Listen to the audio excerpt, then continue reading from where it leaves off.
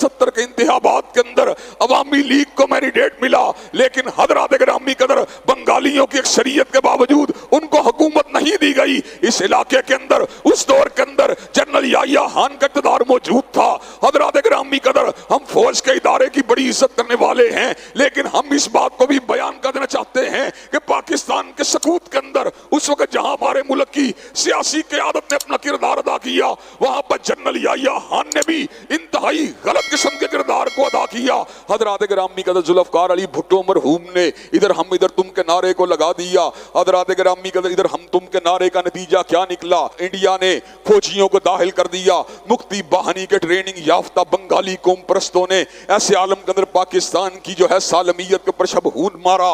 حضرات گرامی قدر ایسے عالم کے اندر علماء اسلام نے پاکستان کا دفاع کرنے کی کوشش کی۔ حضرات گرامی قدر جماعت اسلامی کے علماء نے بالخصوص نمایاں کردار ادا کیا، جس کے نتیجے کے اندر ملا عبدالقادر شہید کو پھانسی کے پھندے کو چومنا پڑا، پروفیسر اعظم شہید کو بھی جام شہادت کو نوش کرنا پڑا۔ حضرات گرامی قدر بڑے بڑے جو تھے رہنما، بڑے بڑے علماء نے اس بات کو سمجھایا، لا شرقیہ ولا غربیہ، انہوں نے اس بات کو سمجھایا بنگالی اور غیر بنگالی کی تقسیم سے بعد آ جاؤ، تم بھی رسول ہاشمی کے ماننے والے ہو، ہم بھی رسول ہاشمی کے ماننے والے ہیں۔ حضرات گرامی قدر اگست 1971 کے اندر میری ولادت ہوئی۔ حضرت علامہ شہید نے اس صدمے کو بڑا شدت کے ساتھ محسوس کیا۔ 16 دسمبر کو آپ نے چینیا والی مسجد کے اندر یہ خطبہ دیا، آپ نے اس بات کا اعلان کیا میرا ایک ہی بیٹا ہے، اگر وہ کٹ جاتا، اگر وہ مر جاتا، مجھے اتنا صدمہ نہ ہوتا جتنا آج سقوط پاکستان کے پر ہو رہا ہے۔ حضرت علامہ شہید نے ایسے عالم میں اپنے دل کے ٹکڑے کو کچھ یوں انداز میں بیان فرما دیا، آج ڈھاکہ کی مسجد بیت المکرم اپنی ماں کعبۃ اللہ کو کہہ رہی ہوگی، اے میری ماں آج مجھ کو تیرے رکھوالے اغیار کے حوالے کر کے بھاگ نکلے ہیں۔ حضرت علامہ شہید نے ایسے عالم کے اندر وطن پرستی اور قوم پرستی کے جنازے کو اٹھانے کے لیے آواز کو بلند کر دیا۔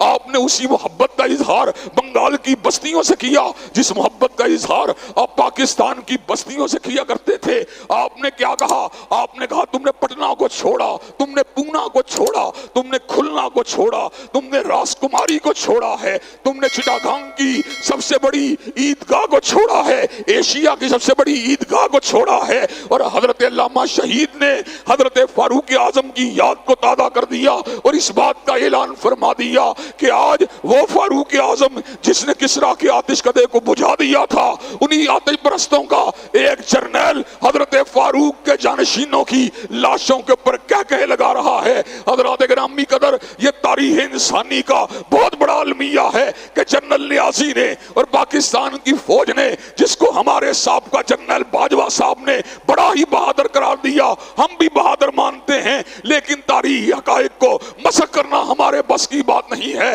حضرات گرامی قدر ہم ان لمحات کو کبھی بھی نہیں بھول سکتے، اگرچہ ہم نے ان لمحات کو اپنی آنکھوں سے نہیں دیکھا، لیکن ہم ان لمحات کو کبھی بھی نہیں بھول سکتے کہ مسلمانوں کا جرنیل جنرل نیازی جنرل جگجیت سنگھ اروڑہ کے سامنے اپنے ریوالور کو سرنڈر کر رہا ہے اور اس بات کو تسلیم کر رہا ہے کہ ہم تمہاری فوجی بالادستی کو تسلیم کرتے ہیں۔ حضرات گرامی قدر پاکستان تو لخت ہو گیا اور یہ اتنا بڑا سانحہ تھا کہ سقوط بغداد کے بعد اور سقوط بیت المقدس کے بعد کوئی سانحہ بھی اس کے درد کا مقابلہ نہیں کر سکتا، اور تاریخ بر صغیر کے اندر کوئی واقعہ بھی اس واقعے کا مقابلہ نہیں کر سکتا۔ اس موقع کے اوپر اندرا گاندھی کو یہ بات کہنے کی ناپاک جسارت ہوئی اور اندرا گاندھی نے برملا طور پہ الفاظ کہے، اس نے کہا مسلمان دو قومی نظریے کی بات کیا کرتے تھے، لیکن میں نے مسلمانوں کے دو قومی نظریے کو آج خلیج بنگال کے اندر غرق کر کے رکھ دیا ہے۔ اس نے کہا آج مسلمانوں کے دو قومی نظریے کو ہم نے خلیج بنگال کے اندر غرق کر کے رکھ دیا ہے۔ حضرات گرامی قدر وہ دو قومی نظریہ کیا تھا؟ وہ دو قومی نظریہ یہ تھا کہ محبت اگر ہوتی ہے نہ نسل کی وجہ سے ہوتی ہے، نہ رنگ کی وجہ سے ہوتی ہے، نہ لہو کی وجہ سے ہوتی ہے، بلکہ محبت اگر ہوتی ہے تو اللہ کے دین کی وجہ سے ہوتی ہے۔